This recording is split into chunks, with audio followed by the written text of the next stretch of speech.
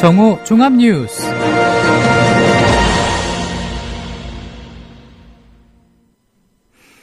(1월 22일) 국민라디오 정오 종합뉴스. 오늘의 주요 뉴스입니다.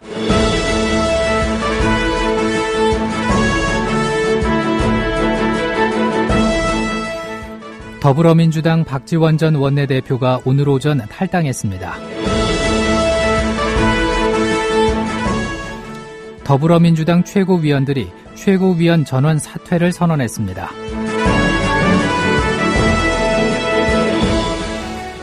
서울에 있는 23개 대학의 학생들은 이르면 오는 2학기부터 원하는 대학에서 정규 계절학기를 통해 학점을 취득할 수 있습니다. 성남시가 지난 20일 청년 배당 지급을 시작했습니다.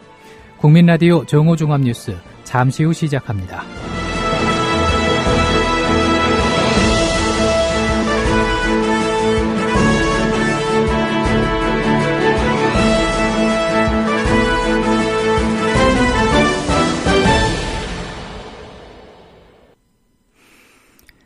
더불어민주당 박지원 전 원내대표가 탈당을 선언했습니다.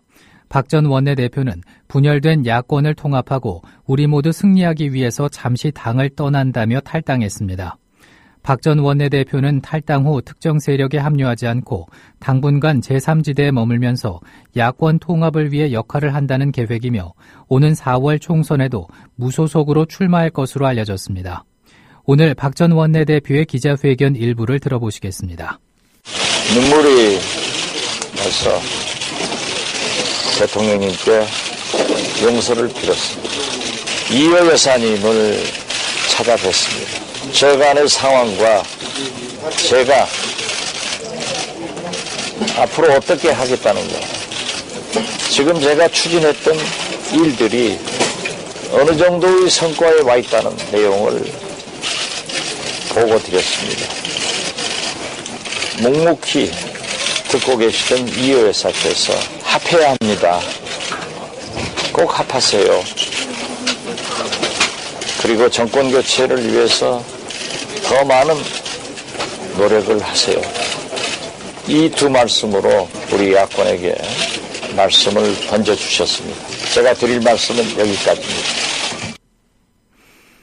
문재인 더불어민주당 대표는 오늘 김종인 선대위원장이 이끄는 우리 당의 경제민주화 선대위가 국민에게는 희망을, 당원에게는 총선 승리를 안겨줄 수 있도록 저와 최고위원들도 백의종군으로 열심히 돕겠다면서 최고위원 전원 사퇴를 선언했습니다. 문 대표는 오늘 오전 국회에서 열린 최고위원 회의에서 오늘 당무위에서 선대위를 구성하고 다음 주에는 중앙위원회를 열어 최고위의 모든 권한을 선대위에 이양하는 절차를 밟게 된다며 이같이 말했습니다. 이처럼 최고위 해체 후 전권을 선대위로 이양하면 김종인 선대위는 비대위로 격상됩니다. 새누리당 부산시당 위원장인 박민식 의원은 조경태 의원의 입당을 환영하지만 후폭풍도 걱정해야 한다고 우려했습니다. 오늘 평화방송 라디오 열린세상 오늘 윤재선입니다에 출연한 인터뷰 내용입니다.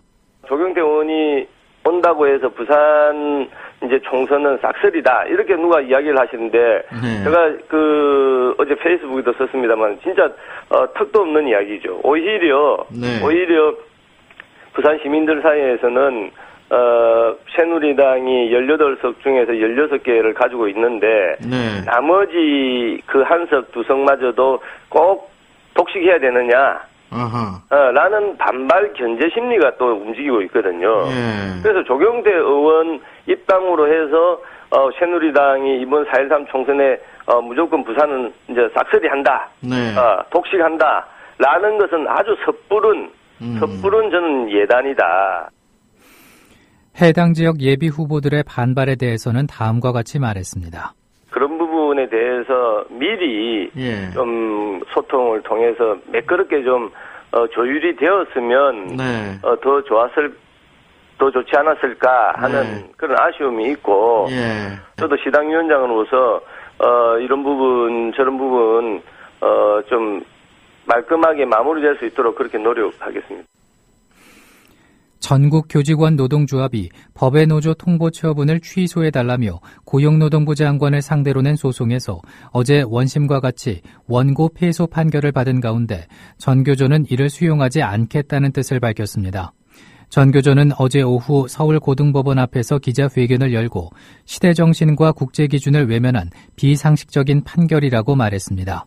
이들은 교원노조의 해직 교사가 조합원으로 있다고 법에 노조 통보하는 나라는 아프리카의 마다가스카르와 우리나라뿐이라며 유엔 산하 국제노동기구는 이미 2013년 2차례에 걸쳐서 전교조 해직자의 조합원 권리를 인정하라는 서면을 정부에 보냈다고 지적했습니다. 서울에 있는 23개 대학의 학생들은 이르면 오는 2학기부터 원하는 대학에서 정규 계절학기를 통해 학점을 취득할 수 있습니다. 중앙대 등 23개 대학 총장과 교무처장은 어제 마음을 열면 혁신이 온다는 주제로 4회 서울 총장 포럼을 개최하고 회원대학 간 학점 교류의 협약을 체결했다고 밝혔습니다. 해당 대학 학부생들은 이번 협약으로 교류 대학에서 여는 전체 강의를 대상으로 전체 졸업 학점 중 절반 이내에서 원하는 강의를 수강하고 학점을 취득할 수 있습니다. 소속 대학이 학점 교류를 맺은 대학에서 6에서 12학점 이내에서만 가능했던 학점 교류 폭이 넓어짐에 따라서 고등교육을 받을 수 있는 폭이 넓어질 것으로 보입니다. 성남시가 지난 20일 청년배당 지급을 시작했습니다. 지급액은 12만 5천 원이며 청년들의 자기개발 지원과 골목 상권 활성화라는 도입 취지를 위해서 지역 화폐인 성남사랑 상품권으로 지급됩니다. 청년배당 지급 대상은 성남시에 3년 이상 주민등록을 두고 계속 거주한 만 24세 청년입니다.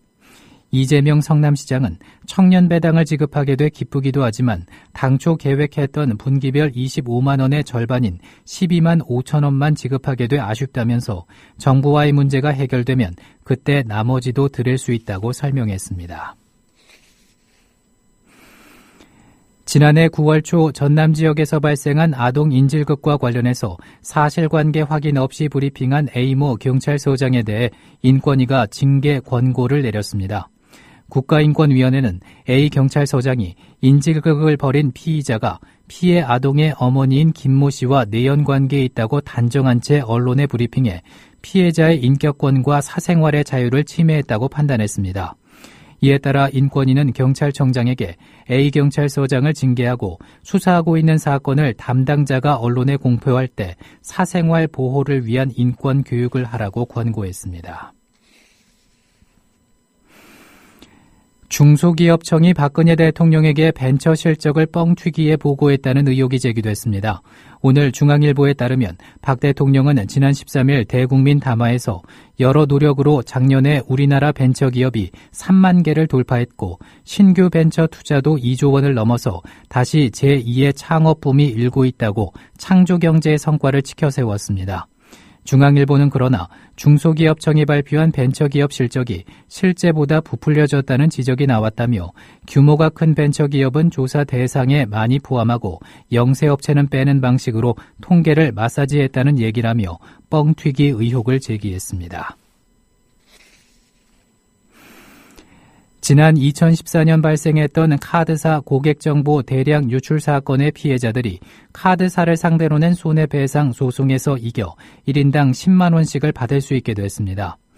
서울중앙지법 민사합의 22부는 오늘 피해자 박모 씨 등 5천여 명이 신용정보회사 코리아 크레딧 뷰로와 KB국민카드, 농협은행을 상대로 낸 손해배상 청구 소송 4건에서 피해자 1인당 10만 원씩 지급하라며 원고 일부 승소 판결했습니다.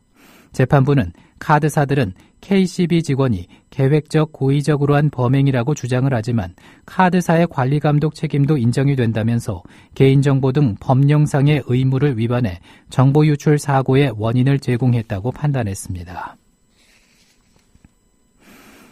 충남농업기술원이 올해 2030 세대 젊은 귀농 귀촌인의 정착 지원을 강화합니다. 도 농업기술원은 청년과 농업, 농촌의 상생을 통해서 농촌 지역의 활력을 높이기 위해서 올해 총 27억여 원의 사업비를 들여서 귀농 지원 사업을 추진한다고 밝혔습니다. 올해 추진되는 귀농 지원 사업은 도시청년 농업 농촌 캠프, 청년 농산업 창업 지원 사업, 도시민 농촌 유치 지원 사업, 귀농 귀촌 맞춤형 교육 등 총 13종입니다. 이 사업 대상은 39세 이하 영농 경력 3년 이내 신규 영농 창업자 30명입니다. 이들에게는 월 80만 원씩 최대 2년간 생활 안정자금이 지원됩니다. 식품의약품안전처는 겨울철 식품안전을 위해서 스키장 음식점과 케이크 제조 판매업체 632곳을 점검한 결과 55곳을 적발했다고 밝혔습니다. 적발 내용을 보면 식품의 위생적 취급 기준을 위반한 곳이 20곳으로 가장 많았고 유통기한이 지난 제품을 사용 판매할 목적으로 보관한 곳도 7곳에 달했습니다. 식약처는 담당 지방자치단체에 적발된 업체를 행정처분하도록 요청하고 위반 사항을 바로잡도록 조치할 예정입니다. 서울중앙지방검찰청은 특약점 소속 화장품 방문 판매원을 임의로 다른 점포에 재배정한 혐의로 이모 전 아모레퍼시픽 상무를 불구속 기소했습니다. 이 전 상무는 지난 2005년부터 2013년 사이 방문 판매 특약점 187곳에서 방문 판매원 3,600여 명을 일방적으로 다른 신규 특약점이나 직영 영업소로 재배정한 혐의를 받고 있습니다. 검찰은 이전 상무에 앞서 지난해 12월 아모레퍼시픽 법인과 또 다른 이모 전 상무를 같은 혐의로 재판에 넘겼습니다. 금융감독원은 최근 고수익을 올릴 수 있는 해외 계열사가 있는 것처럼 속여서 불법으로 투자자금을 모으는 사례가 늘고 있다며 주의를 당부했습니다. 이런 유사 수신 업체들은 해외 자본 개발이나 첨단 에너지 사업 등을 그룹형으로 운영하고 있다면서 원금 보장과 높은 수익률을 내세워 인터넷을 통해 자금을 모집하고 있습니다. 금융감독원은 이들 업체가 내세우는 계열사들이 대부분 실체를 확인하기 어려운 회사들이라며 인터넷 사이트를 폐쇄하고 잠적을 하면은 투자금 회수가 어려워질 수 있다고 경고했습니다. 이어서 날씨입니다. 오늘은 전국이 대체로 맑다가 오후부터 구름 많아지겠습니다. 낮 최고 기온은 영하 2도에서 영상 6도로 어제와 비슷하거나 조금 높겠습니다. 중부지방을 중심으로 오늘 낮 최고 기온도 영하권에 머물러 춥겠습니다. 이상으로 정오종합뉴스를 마칩니다. 제작 이정일, 진행의 정승조였습니다. 국민라디오